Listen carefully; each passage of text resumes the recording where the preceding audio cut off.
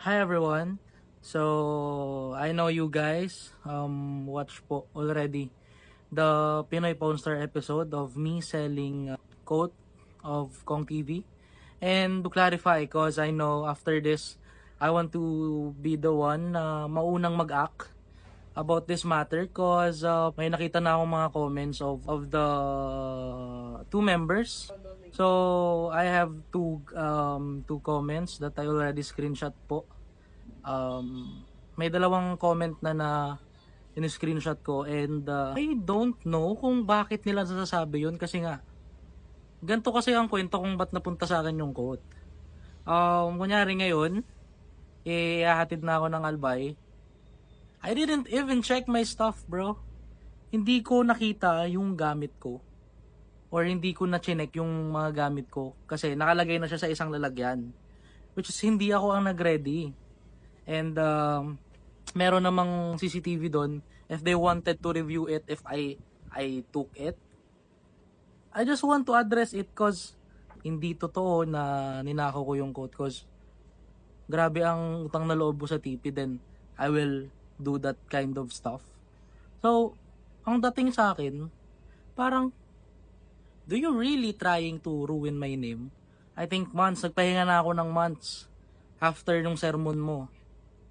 And now, I just wanted you to know that this kind of comments is what we call defamation or spreading the false news. Kasi before you comment dapat tinanong nyo muna si boss kong. Kasi nga, it is not my intention of taking it. Cause binigyan niya ako ng sapatos. Dalawang sapatos yon.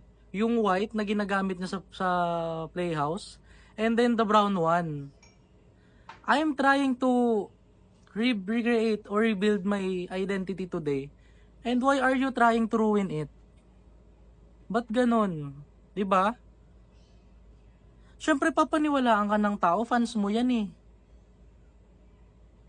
Pero siguro we will take legal action if hindi po matanggal yan. I really appreciated na galing ako before sa grupong Team Payaman and I will cherish it. Kasi ang grabe yung pinagsamahan namin dyan sa loob eh. Kahit hindi tayo madalas nagkikita. Ilang beses lang naman ako nagkamali eh. And this is my chance na makabawi sana. To make my own path just like what you said. That was the last video. I asked Boss Toyo's help para mas malaking magsimula. Eh yung 20k na nakuha ko doon, 25,000 pesos, ibibili ko siya ng equipments eh. Kasi I never ask money from you guys.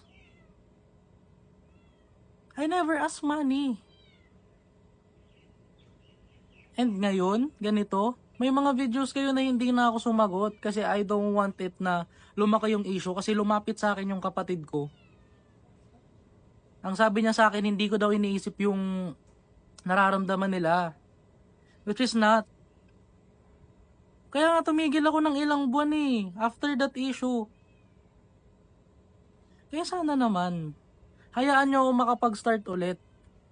And please remove that comment. Or else, gagawa talaga ako ng legal action about it. The bad person here. I'm a victim, not a bad person, okay? Alam niya ng mga taong nakakilala sa akin. And hindi ko naman kayo mapipilit na maniwala sa akin eh. All that I'm asking is, sana naman pakinggan niyo yung side ko.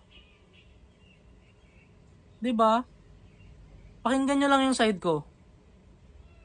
Then help me na gawin yung pinapagawa nyo sa akin.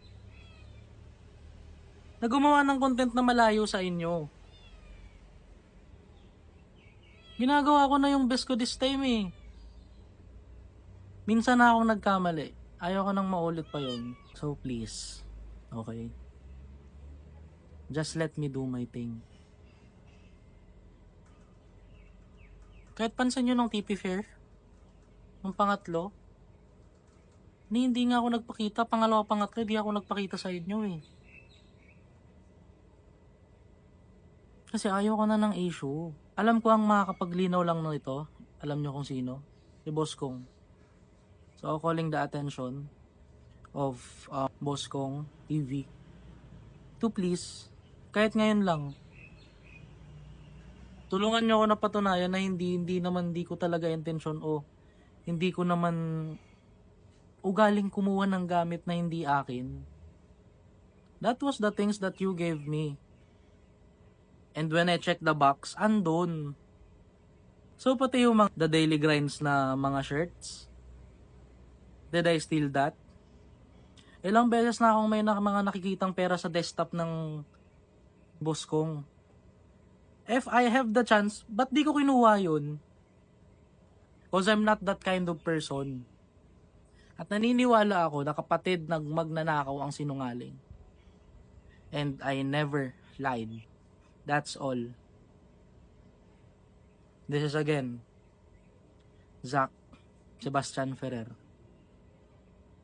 Peace out.